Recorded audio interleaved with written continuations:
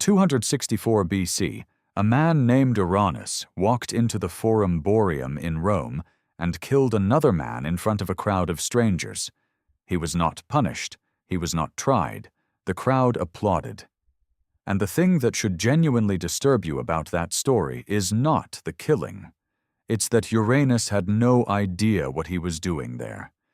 He had been a slave, then a prisoner, then transported across the Adriatic, handed a weapon he may never have held before, and placed in front of a man he had never met, with instructions communicated in a language he almost certainly did not speak.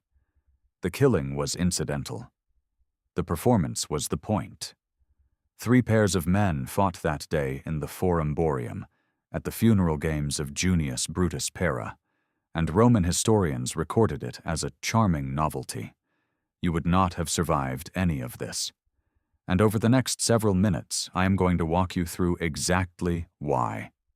Rome in 264 BC is not the Rome of marble columns and triumphal arches you have seen in every film ever made about this period. That Rome is a century and a half away. The Rome you are entering is a city of perhaps 300,000 people, a significant portion of them slaves, built primarily of wood and terracotta brick, smelling overwhelmingly of the Tiber River, which functions simultaneously as the city's water source, its sewer, and its dump. The Forum Boarium, where those first games were held, is the cattle market, and it smells exactly like that. You are not watching something in a grand amphitheater. The Colosseum will not exist for another 300 years. You are standing in an open market surrounded by livestock pens, watching 2 men try to kill each other over a dead aristocrat's grave, because the Romans believed the blood of warriors could appease the spirits of the dead. That is not a metaphor. That is the actual origin of gladiatorial combat, and every Roman in that crowd understood it on those terms. Now let me take you inside what your life actually looks like before you ever see the arena. You arrived in Rome as cargo. The slave trade feeding the Roman economy in this period is staggering in scale. Historians estimate that by the height of the Republic, somewhere between 1/4 and 1/3 of the Italian population is enslaved, sourced primarily from military conquest. You came from somewhere, Samnium, Gaul, Carthage, Greece, the edges of the known world, and you were marched, chained, sometimes for hundreds of miles, to a slave market where your teeth were checked and your muscles were assessed the way a farmer assesses a horse.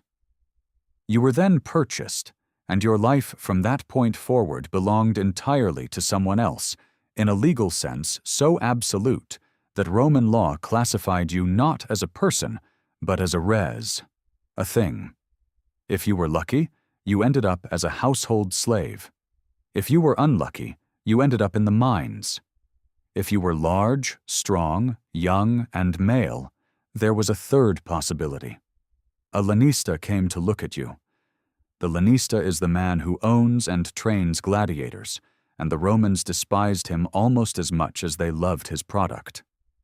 The gladiatorial schools, the ludi, operated under a social stigma so severe that free men who voluntarily signed on as gladiators, and some did, desperate men, bankrupt men, men with nothing left, had to formally surrender their legal rights and accept the same status as slaves and prostitutes under Roman law.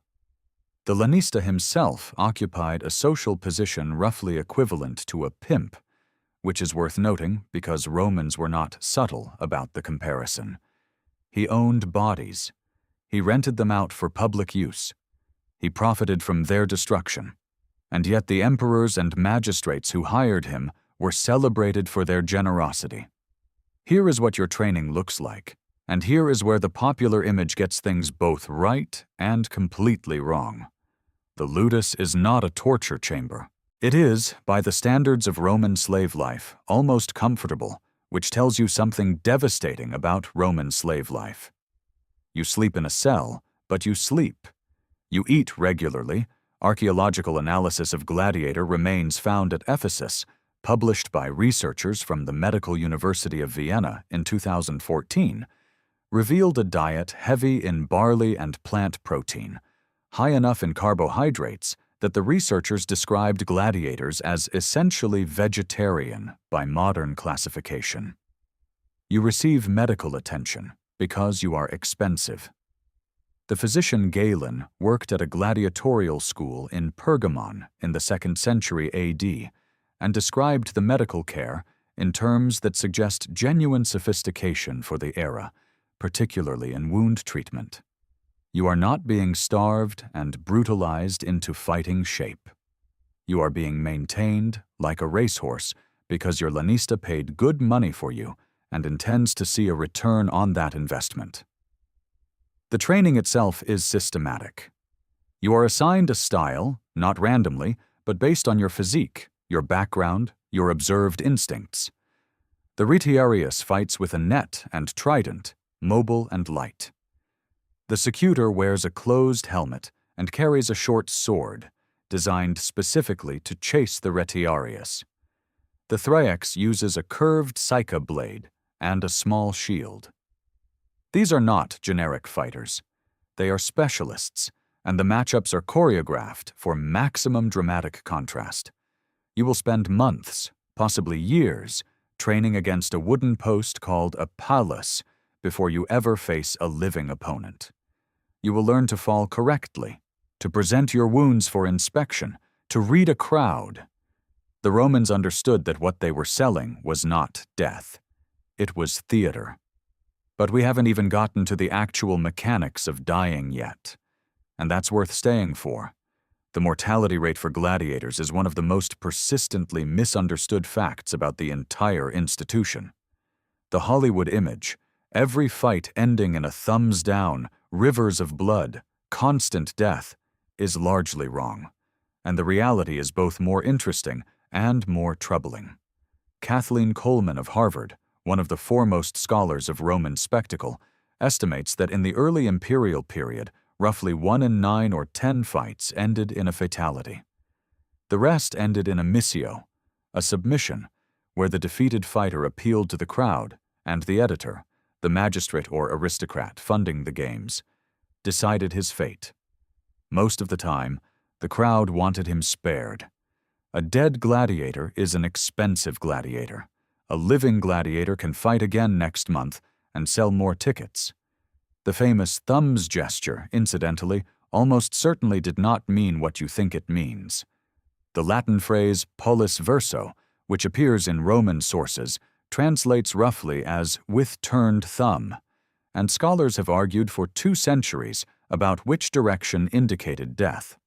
The gesture popularized by the 1872 Jean-Léon Gérôme painting that everyone has seen, Thumb Down for Death, appears to be Gérôme's invention.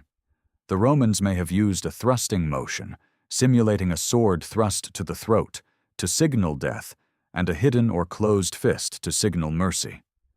2,000 years of dramatic iconography resting on one French painter's guess. And none of that matters if you are the 1 in 10. If the editor signals death, you are expected to die correctly. Roman sources are explicit about this. You kneel. You grip your opponent's thigh. You present your neck. You do not flinch, do not beg, do not disgrace yourself, because your dignity in death is part of what the crowd paid for, and because the alternative, being dragged out disgraced while the crowd jeers, is somehow considered worse. Philosophers wrote admiringly about gladiatorial courage. Cicero wrote that there was no better school for enduring pain than the arena. The men doing the enduring were slaves. You would have woken before dawn in your cell in the ludus, eaten your barley, trained until your arms stopped working, slept on a stone shelf, and done it again the next day.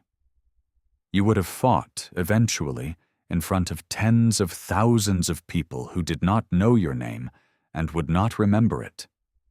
You would have been cheered or jeered based on how well you performed your own potential death.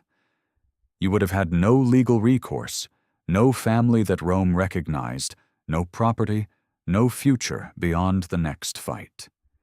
If you survived 20 years of this, and some men did, you might receive a wooden sword, the rudis, and your freedom, and walk out of the ludus into a city that still classified gladiators as social inferiors, and always would.